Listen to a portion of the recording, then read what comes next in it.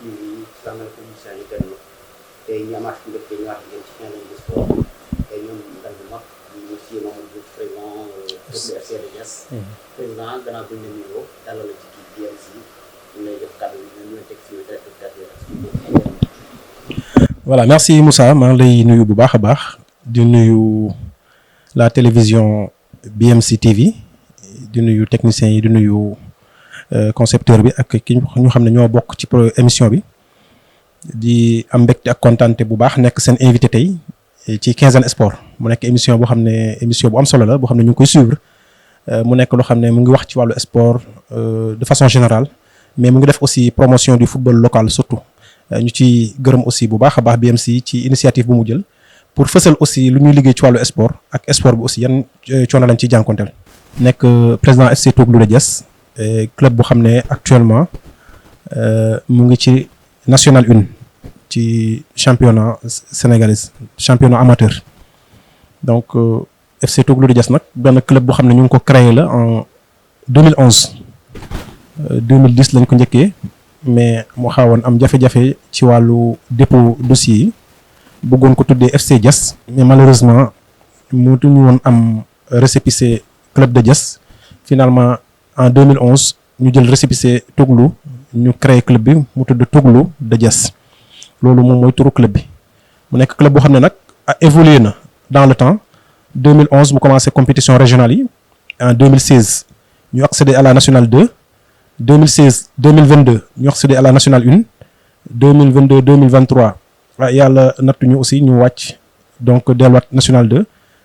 saison 2023 2024 aussi ñu delluwaat nationale 1 loolu daal mooy jaar-jaaru club bi et may sant yàlla bu baax ndaxte fal yi ñu ma mus a fal yëpp daanaka du ma am adversaire dañ may naan yow daal jox nañ la waaye par acclamation de la dernière fois bu ñu may fal dañ ma ne bon en fait y avait un prétendant quand même ma xam ne maa ngi koy nuyu bu baax c'est mon vice-président Abdou Aziz Ciss boo xam ne mu ngi actuellement aux États-Unis mais quand même bu ñu demee mu gis aussi liggéey bi dafa ne président xaaral ñu bàyyi la nga continuer li nga xam ne commencé nga ko doxal par ailleurs aussi ma lay wax ne man maa ngi au niveau du football régional parce que je suis le 5e vice-président de la Ligue de football de Thiès donc bokk ci aussi comité exécutif régional nekk aussi un membre donc du bureau du district de football de Mbour donc bokk ci aussi am voix élective au niveau de la fédération sénégalaise de football voilà donc FC Toglou de Diass daal en gros daal loolu la maa ngi fi depuis presque 4 mandats di remercier population bu baax nag ci confiance bu ñu am ci man donc les joueurs les supporters tout le monde à chaque fois aussi ñu may dénk équipe bi ma ciy jëm bien que lépp matul mais maa ngi jëm li ma leen.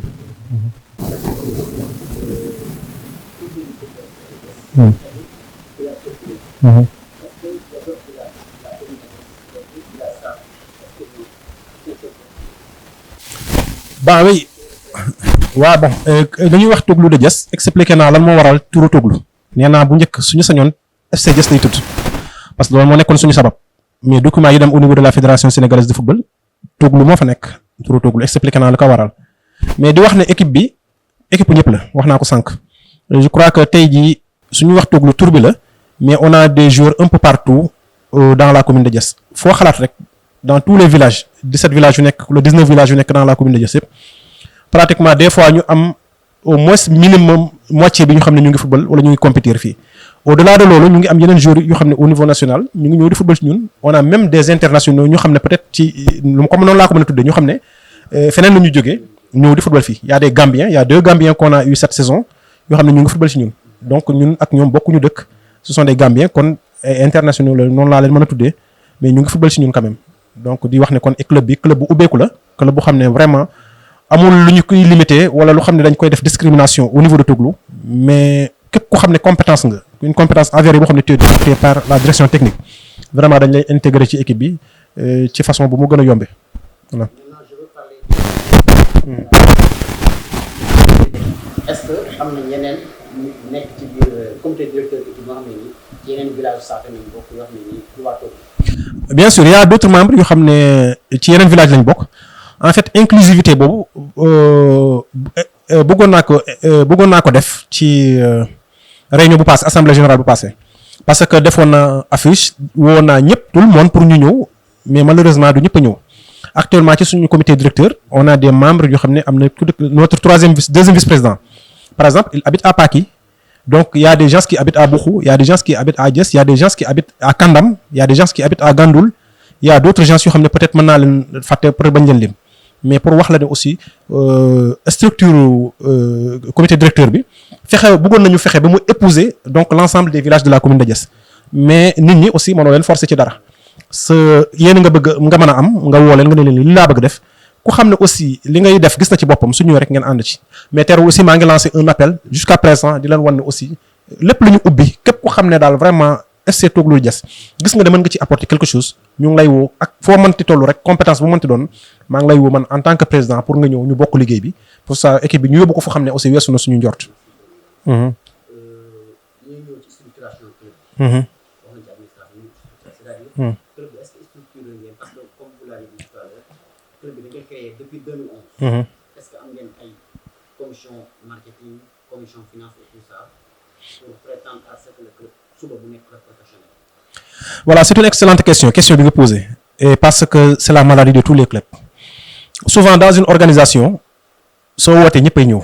s'il s'agit de prendre des rôles ku ci nekk day demander ne jox leen ma poste bi jox leen ma poste bi mais de là à assumer les responsabilités c'est ça où se trouve le problème souvent dans tous les clubs soo demee lu ciy gën a dox ñeenti poste ci structure bi ñoo ciy dox souvent c'est la présidente le président c'est le secrétaire général par exemple c'est le trésorier et la commission sportive yu ci des yëpp nag malheureusement day nekk ay commissions yoo xam ne en fait du ñu produire lu bëri peut-être su ci amee leneen lu ñu ciy wax soit que mu nekk ci organisation wala communication mais à part yooyu yeneen yi doo gis donc loo xam ne ñu ngi koy def réellement ci club bi. et li nga wax aussi lu tax ñu war ci mën a gën a góorgóorlu un club avant tout c'est l'image c'est le marketing da ngay jaay sa image da ngay jaay sa club ba ku ko gis xam ne club bi kat wax dëgg si yàlla am na nu ñu mel mais malheureusement. Loolu amaguñ ko mais ren nag bokk na ci saison boo xam ne dama ne déclic lay doon parce que dama ne à partir de cette année on va travailler beaucoup sur l'image du club et c'est l'occasion aussi de vous lancer un appel yéen yi fi nekk y a BMC Pro bu xam ne vraiment il fait d'excellentes choses sur le côté sport pourquoi pas touche bu mu mën am indi mu mën ko indi y a Assane mu xam ne mu ngi fi y a d'autres gens qui sont là ñu xam ne vraiment pare nañu pour liggéey luñ ciy def rek dañuy jéem a woote waxtaan ak ñoom s'il le faut sax signer une convention avec ñoom soo ko defee image du club bi ñu mën ñu fi jàppale dans les réseaux sociaux dans les plateformes ak lu mënti doon ba club bi mën a am tour nit ñëpp mën koo xam su ko defee ñu mën a préparer nag club bi à ce que ëllëg su yàlla dogalee mu egg au niveau de la ligue professionnelle la ligue 2 bay egg ligue professionnelle 1 day fekk nekk club boo xam ne nit ñi ràññee nañ ko xam nañ ko te day fekk aussi sponsors yi ak mécènes yi ak yëpp di daw ku ci nekk bëgg aussi liggéey ak image yu équipe bi. Merci président. Voilà dañuy ñëw ci côté football pratique purement. ñu bëri d'accéder à la nationale 1. waaw comme nekkoon nga ci daaw jéeg nekkaat ni. ren jii ñëwaat nañ ci. lan moo nekk seen objectif. Bon suñu objectif ren je vais le dire ici ñëpp dégg ko parce que j'ai une direction technique damay travailler dans un club boo xam ne tout est organisé on discute de tout mais ku ne xam na ne aussi dans un club la voix du président est prépondérante donc dafa nekk une voix boo xam ne prépondérante donc ngeen baal ma dafa nekk une voix boo xam ne en fait lu tax ñu fal la président c'est juste que pour nga def orientation liggéey bi lépp lu xam ne aussi mooy impulsion équipe bi bu mu tax mu mën a dem ci kanam loolu ci sa loxo lay ne. On a vécu une expérience très amère mooy que ne yëg automatiquement l'année suivante ñu wàcc yombul woon sax beaucoup de gens m'ont dit dans la région ou au niveau national que ne jafe na trop nga gis club boo xam ne wàcc na automatiquement mu yéegaat jafe na trop nga koy gis waaw c'est très rare mais suñu yàlla may chance boobu on doit apprendre de nos erreurs de notre passé de notre actif bu nekk tey ñu jëm ko consolider xool yan erreur la ñu defoon ba ñu wàcc loolu ba ñëw dalaat et de là la ma cay wax tey jii suñu objectif cette année ça ne sera pas automatiquement de viser la montée à la Ligue 2 mais ça sera de réorganiser l'équipe de restructurer l'équipe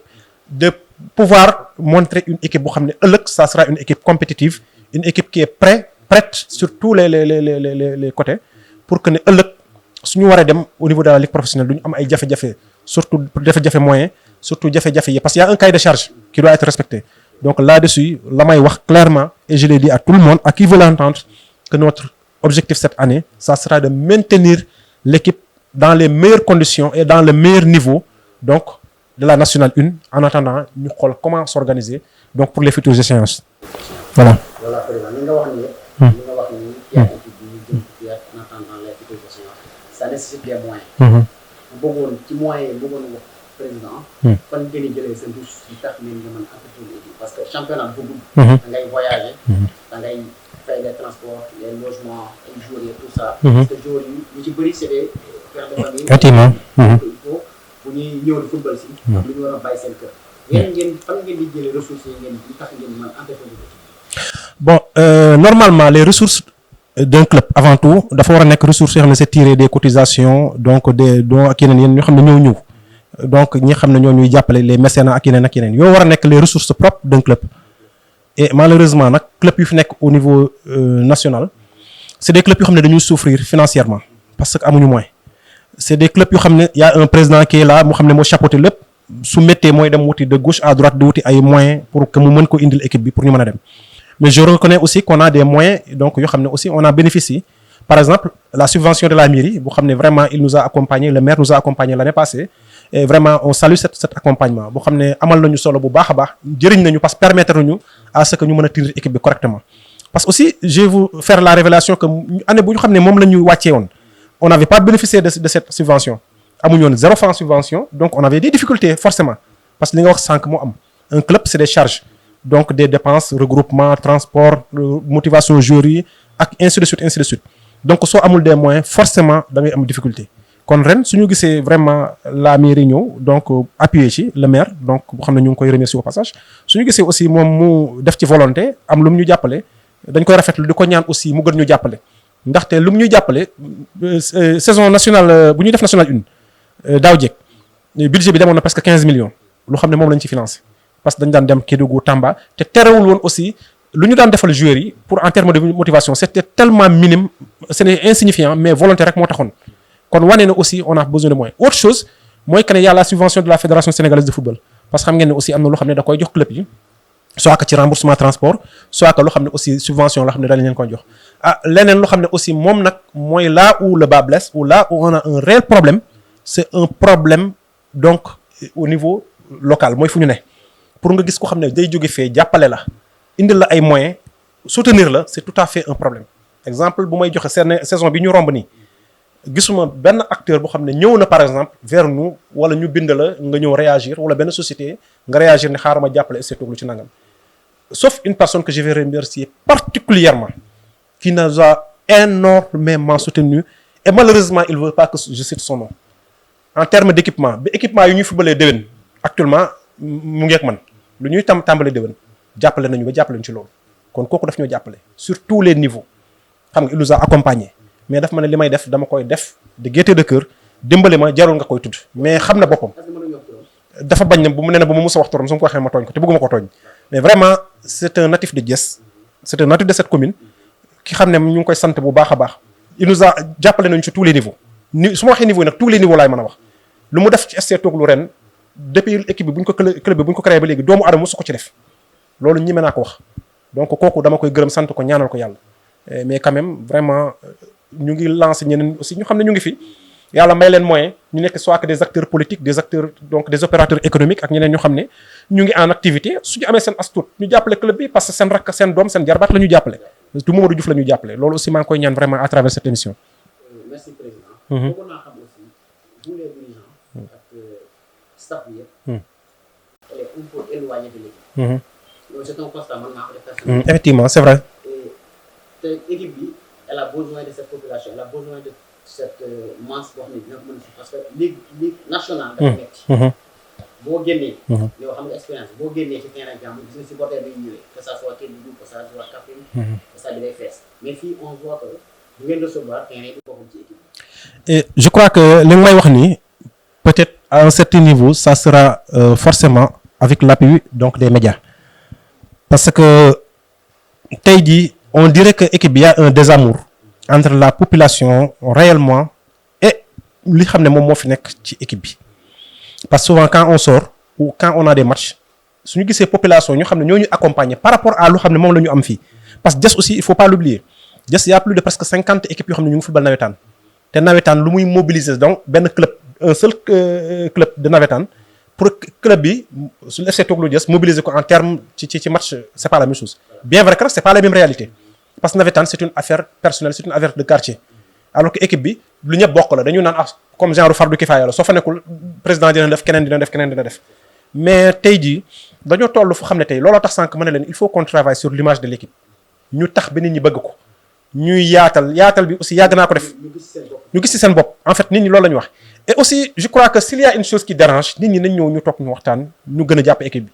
le nom de Toglu de Diass damay ñaan nit ñi bu mu leen déranger parce que j'ai vu des gens ici j'ai vu des entités yoo xam ne ñu ngi xam nga affaire wu chaque jour di jéem a seet nu ñu def ba créer un club. On n'a pas besoin de créer 2, 3, 4, 5 clubs dans cette commune yoo xam ne dañuy rivaliser on a besoin d'un club fort un club boo xam ne porte étendard lay doon un club boo xam ne dina porter les préoccupations légitimes donc de tous les sportifs ñëpp ànd ci bokk ci may ko doole mu dem. nit ñi dem nañ léegi ba di réfléchir les grandes communes naka la ñuy def ba club yoo xam ne dañoo éparpillé yoon de gauche à droite ñu koy jéem a rassembler pour am benn club fort looloo tax ñu mën a am résultat ku mel ni Tëngéej tey ci par exemple. am nañu chance am 2 équipes yoo xam ne par exemple ñu ngi ci ligue professionnelle 1 il y a AGEL de Rufisque qui est monté cette année-ci et aussi il y a Teungueth FC Teungueth FC pour l'occasion aussi ma wax la ne leur attaquant de pointe ñun ñoo leen ko jox ren cette année-ci Adama Diarra Toglu de Diass c'est un modèle de développement. Quand on voit un club qui a été créé en 2009 voilà en 2024 gagné 2 fois championnat gagné coupe du Sénégal gagné coupe de la Ligue ak li ñuy représenté c'est un modèle. vous savez xam nga lu tax FC Toglu de Diass ñimeewuñu pousser pour que ne ñu ne dañuy dem au niveau de la ligue professionnelle parce que y a quelque chose qui ne suit pas la xam ne suivreagul il faut ñu fexe bi mu suivre mooy la population il faut ñu approprier wu équipe bi il faut ñu topp équipe bi il faut ñu jàpp équipe bi il faut ñu nekk derrière l'équipe ñu pousser ko jàppale ko la deuxième chose forcément les sociétés vont venir en appoint looloo tax nag lu waxee nu ñu wax ne aussi beaucoup nu mu gisee waxamaane noonu sa doxee ne bala lay yabe looloo tax les entreprises de la place ne veulent pas trop investir sur l'équipe wala jéemuñ ko et naa leen lancer un pic ci kanam parce que c'est pas leur rôle c'est pas leur devoir parce qu'ils ont une responsabilité historique c'est la responsabilité sociétale des entreprises voilà peut-être dinañ ci ñëw ci kanam mais gis nga équipe bi il faudrait forcément qu'on travaille sur l'image de l'équipe il faudrait forcément que les hommes de médias les réseaux sociaux les gens qui travaillent là-dessus ñu jàppale ñu à ce que ñu mën a booster image yu équipe bi ñu mën ci travailler mën a def promotion donc des joueurs xam ne lu ñuy def ñun suñu bopp lañ ko defal defaluñ ko keneen. waaw président sànq dégg nañ nga def benn cri du cœur envers les sociétés yi nga xam ne ñu ngi ci dans ce secteur te bëggoon nañ question bi ñu lay poser mooy monsieur le maire de la commune de Diass est-ce que mi ngi ci jouer rôle am pour yet certaines sociétés mën a jàppale équipe bi.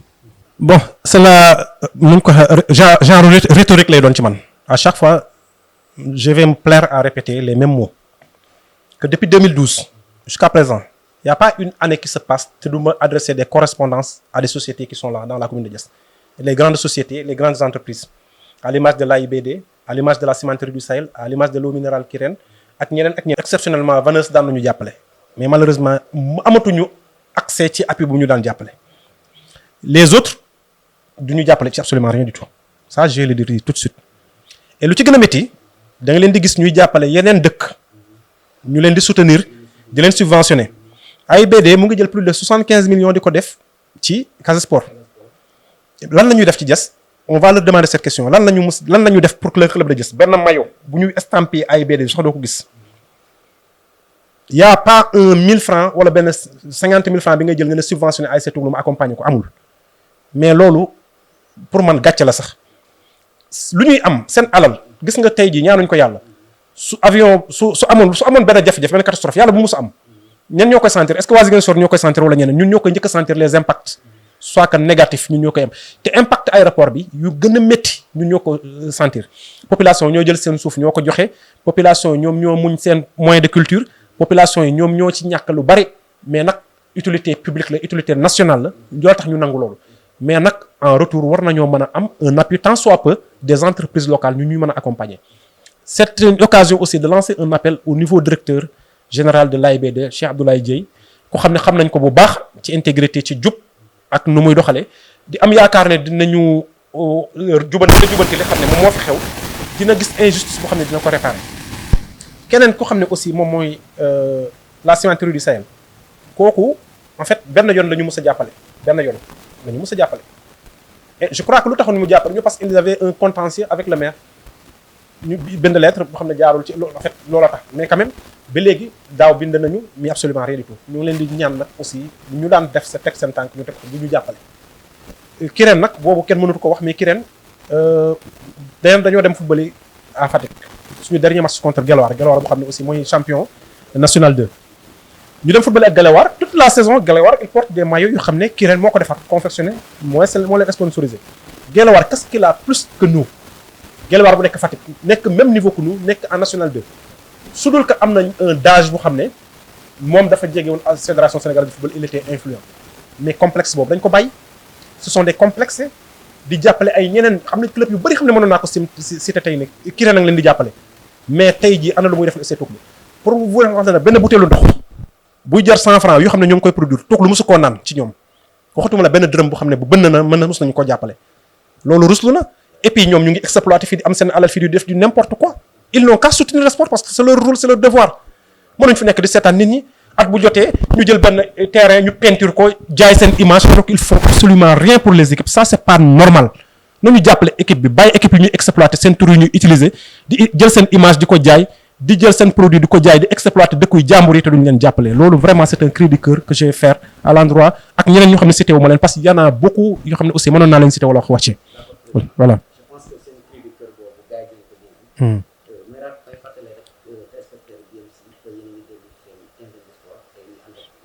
Mamadou Dia. président naa ne waxtu bi ñu dese bëri. bëggoon nga wax ne rek ci préparation saison bi ñu liggéey parce que fédération bi gën a leen la saison va démarrer au plus tard fin octobre. fan ngeen toll ci préparation bi gën a ngeen jour yu bees dañuy recrutement mu def entraînement reprendre moom dégg loolu dañuy xaar nawetaan. Bon non duñu xaar nawetaan yi parce que la saison ne nous attend pas actuellement on a une coupe à jouer donc avant le début du championnat c'est la coupe du Haut Conseil des collectivités territoriales coupe HCCT. bu Ousmane Tanor Dieng le feu Ousmane Tanor Dieng donc on doit jouer ça et les phases nationales doivent se jouer à Tambacounda à partir du 22 et avant loolu am na ay phases préliminaires yoo xam ne dañ ko war a jouer donc la saison a déjà débuté pour nous il y a les formalités administratives yoo xam ne war nañ ko def incessamment dans cette semaine on va les faire parce que secrétaire général donc mu ngi doon wax sax à partir de tey pour ñu mën ko def mais xam naa dans cette semaine il va faire les formalités administratives licence yi aussi plateforme bi bu fédération sénégalaise de football ubbi nañ ko commencé nañu produire ay licence defar ay licences donc te ren ce sont les licences de 2024 2025 on va jouer avec 2 licences su daaw donc saison bi commencé na donc ñu ngi ci coupe boobu di ko préparer ce qui est sûr et certain fin du mois bi on va commencer les entraînements donc le directeur technique va convoquer incessamment une réunion donc avec le staff le coach ak ñeneen ñi ñu waxtaan ci loolu nag la ñu mën a tàmbale saison bi nag di ko waajal c'est vrai que on compte beaucoup aussi sur la détection des joueurs de nouveaux talents ci nawetaan yi pour mën a am lu ñuy renforcer club bi donc on a beaucoup de potentialité ici au niveau de la commune de Diass je crois que suñu amee 50 clubs yoo xam ne ñu ngi football nawetaan ak dans 4 zones war nañ fi mën a détecter une dizaine de joueurs yoo xam ne ils sont très compétitifs et joueurs de talent yoo xam ne aussi tey jii foo leen teg rek ñii dinañ wax ne ñii fu ñu jóge et toujours damay wax ne FC Tukulóor aussi référence la parce que daaw jëkk bu ñuy yéeg fekk on était aussi en même temps champion régional donc au niveau de la catégorie junior. Dans ton public tu vas jouer hors de ton terroir te loolu yëpp c'est à l'avantage des équipes yoo xam ne da nga leen fay fekk peut-être on sait jamais bu dee dañoo bokk par exemple poule ren avec Mbour Petite Côte MPC ça va pas être facile surtout une équipe boo xam ne elle est sacrée championne donc à la Coupe du Sénégal bon Lat Dior n'est pas loin mais quand même je crois que Mbour nous porte plus bonheur parce que à chaque fois suñu football dañuy gagner comme seetlu nañu loolu foofu bàyyi ñu dem foofu et Lat Dior aussi il faut savoir que c'est pas un stade donc kii c'est stade fédéral la donc loolu il y a peut-être des formalités à remplir et aussi on doit jouer peut-être à la limite dans parce que couverture sécuritaire aussi da ciy compter si on doit jouer hors de notre localité hors de Mbour ça va poser des problèmes de couverture parce que y a un problème de compétence et souvent ça nous arrive ci yeneen match suñ ko bëggee yóbbu Toubab Dialaw loolu aussi daf ñu indi difficulté les gens qui doivent être délégués wala doivent être choisis pour les matchs souvent day am ay conflits de compétence et là-dessus je crois que Mbour moom moo gën a baax wala en fait mënul nekk Jàmbaar stade de Mbour je crois que moom moo gën a baax pour ñu mën ci football Caroline Faye voilà. Bon, on a d'excellentes relations avec la Ligue amateur. Donc, pas plus que mardi passé, j'étais à la finale donc, de la Ligue de Dakar, assistant à Nako, donc un match très plaisant. J'étais donc avec le président Entente Grand F. J'étais là-bas, donc j'y suis avec passion. J'étais là avec le président de la LFA, Ablaye Seydou Sow, que je salue au passage. Notre parrain aussi, notre parrain, le grand parrain régional de cette année, Ablaye Fall, le président de la Ligue de football de Diourbel. On l'a parrainé notre grande finale, la finale de la Ligue de football de Thiès, dont je suis un des vice-présidents. On a tenu une assemblée générale ordinaire, c'était le dimanche. donc on est en train de s'activer et de se préparer pour que finale boobu nekk une finale de renommée la plus grande finale de cette année bëgg nañ sax mu nekk finale boo xam ne moo gën a neex finale Coupe du Sénégal et là-dessus on a un parrain de la dimension à la dimension donc de cette finale ku ne xam na ne Ablaye Fall ku ko wax ci football xam lu mu ci liggéey et aussi dafa nekk ko xam ne dañ ko yaakaar nag ci football ëllëg wax Pape Sidi Lo boo xam ne mooy gérer région de Thiès ñu xam ne ñoom ñooy ëllëgu footballu Sénégal donc ñu invité Sénégal yëpp nag fii laa koy profité ci plateforme bi leen invité tous les Sénégalais ñëpp fu nit mën a nekk dans toutes les régions Sénégal yëpp toutes les ligues régionales ñu leen di invité ci grande finale boobu parce que finale boo xam ne dinañ ko nettali ci taarixu ci football ndaxte finale boo xam ne ça promet on a beaucoup de choses à faire on a beaucoup de choses à montrer lors de cette finale et je crois que relation yi ñu am aussi entre la LFA moom la ñu am au niveau de la ligue ak ñi nga xam ne aussi ñoom la ñu bokk sport ñu nekk des relations très fraternelles des relations très amicales des relations très sincères et aussi on a une ligue qui nous accompagne sur tous les points un district qui est à nos côtés à chaque fois suñu jógee rek mu ngi jóg di xool lan la ñuy def ak nag la ñu ko war a defee on a un directeur technique régional boo xam ne il est là très assidu di suivre à chaque fois loo xam ne ñu ngi koy def kon là-dessus vraiment on est très très très bien entouré et lu ci des rek ñu gën a organiser wu dina góorgóorlu pour que ne équipe bi gën a jëm kanam. kon loolu aussi maa ngi koy lancer un appel di ñaan vraiment saison bii di ñëw FC Toglo yàlla na mën a am ay moyens techniques physiques les moyens humains les moyens financiers yëpp ñu koy accompagner ba lu mu bëgg ci namm ci saison mën ko am. di remercier l'ensemble de mon staff le directeur technique l'entraîneur les dirigeants tout confondu dama ci tudd la population de Thiès ñëpp xam ne ñu ngi soutenir les fervents supporters ak képp ko xam ne mos na jàppale FC Toglo de près ou de loin di leen remercier ñëpp. di remercier les journalistes mais particulièrement BMC Pro boo xam ne tey ñëw na ak télévision déplacé wu ba fii ñoo ñu def émission bu am solo Moussa ma lay gërëm sur la pertinence des questions di la encourager aussi ci liggéey bi ngay liggéey au niveau du foot local parce que en tant qu'administrateur vraiment nga ciy liggéey bu am solo ñu ngi ciy remercier di la féliciter bu baax a baax Sénégal yëpp ci gis seen bopp di la encourager di nuyu Assane bu baax di delluwaat di nuyu waa Toglo yëpp di nuyu sama famille di nuyu ñëpp asalaamaaleykum wa rahmatulah. waaw téléspectateur BMC TV ñu ngi gërëm di leen jox di beneen quinzaine pour seen émission 15 sport di yaakaar ne nag émission bi dina leen neex.